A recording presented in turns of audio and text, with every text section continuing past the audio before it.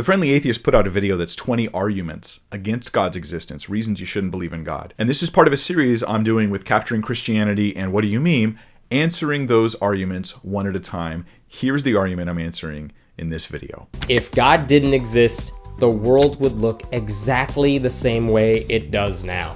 This seems like a pretty powerful argument to some. I mean, to say, get you to imagine the world the way it is now, and you just imagine it without God existing, and you're imagining it the same as it is now, and then you're shocked to find out that it's the same as it is now. Except it's only that way because you're imagining it that way. Would it really be the same if God didn't exist? This, I think, is again one of the worst possible fallacies you can have. It's circular reasoning. Allow me to explain. Because the argument assumes, right, if God didn't exist, the world would look the same as it does now. It assumes that. That's the statement of truth. It just would. It would look the same. And therefore, God doesn't exist. Except it's begging the question, right, that this hasn't been proven, that the world would look the same as it is now. In fact, there's several things that I think would be quite different. But how do I prove that? I mean, really, this argument is just an exercise in thinking about your assumptions. If atheism is true, well, then yeah, everything will look the same. But if atheism's false and God did create all things, then literally nothing would exist if God didn't exist. So you have to assume atheism to get to this argument, which is an argument for atheism, or you can assume Christianity to reject this argument, and so we're getting nowhere fast. So the only thing I can think to do that might be profitable is to imagine the world if Christianity didn't exist. Because that I can do, right? I can just imagine the world if Christianity didn't exist. Well, let me give you some examples of how the world would be different if I did imagine it this way. For one thing, my life would not have been changed. My life is absolutely changed by Jesus Christ. Now, some think I'm just making things up to share my testimony. No, my life was really changed by Christ in powerful and radical ways, permanently and completely.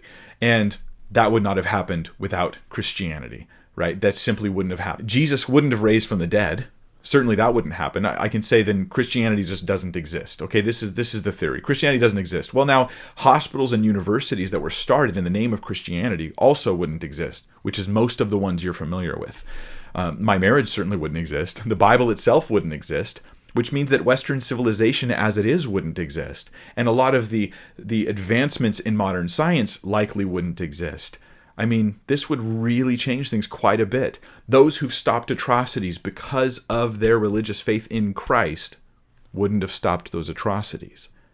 Now, you can assume that all this stuff is wrong, but if you actually take away Christianity, it leaves a big gaping hole in the world today. Christianity is part of the reason why people are so literate nowadays. We've always been people of the book and of the text. So if you take away the Bible and you take away Christianity, then where is this motive for teaching literacy? I mean, it was churches that were teaching literacy to people at the beginning, starting schools and things like this. This would not have been the same. The impact of Christianity over time has been pretty positive and pretty good. Now, we're often familiar with some of the atrocities and some of the worst case scenarios we've heard.